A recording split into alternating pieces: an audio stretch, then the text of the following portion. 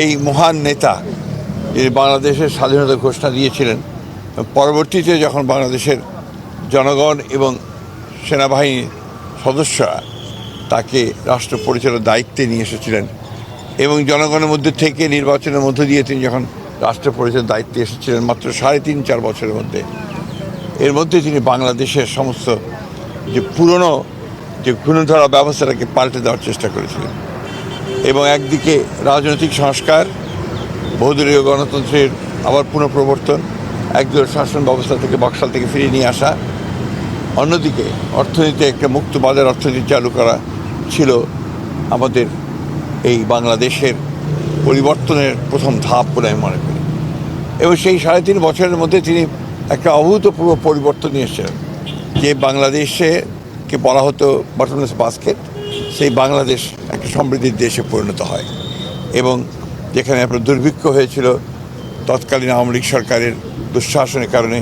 সেই অবস্থা থেকে তিনি উদ্বৃত্ত একটা অবস্থা নিয়ে এসেছিলেন দেশকে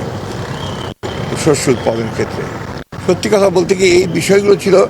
আমাদের দেশের জন্য, সমাজের জন্য একটা পরিবর্তনের সময় এবং সেই পরিবর্তনটা তিনি নেতৃত্ব দিয়েছিলেন, জনগণকে ঐক্যবদ্ধ করে নিজের মধ্যে সামনে নিয়ে এসেছিলেন। তাই আজকের এই দিনটি আমাদের কাছে এত বেশি জরুরি যে আমরা এই দিনটি বারবার স্মরণ করতে চাই, বারবার জনগণকে সঙ্গে নিয়ে যে আমরা অসাধ্য সাধন করতে পারি সঠিক নেতৃত্বে, সেটা আমাদের কাছে একটা অত্যন্ত জরুরি বিষয়।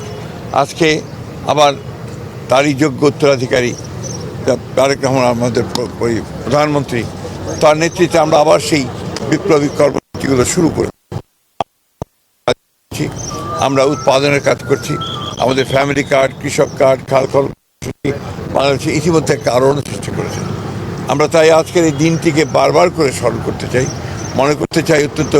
গাম্ভীর্যের সঙ্গে, ভালোবাসার সঙ্গে এবং অত্যন্ত গুরুত্ব দিয়ে, যে এই দিনটি যেন আমাদেরকে সামনের দিকে এগিয়ে চলার পথ দেখায়।